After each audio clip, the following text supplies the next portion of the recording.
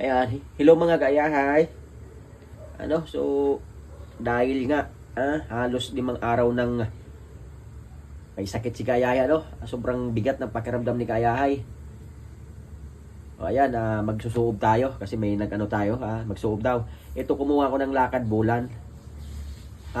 Ang pangalan nito sa Bicol kasi lakad bulan eh. So, hindi ko alam kung sa Tagalog ano po ito.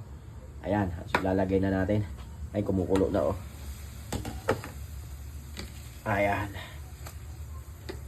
Magsuob tayo mga gayahay. Ayan. Kunting na lang.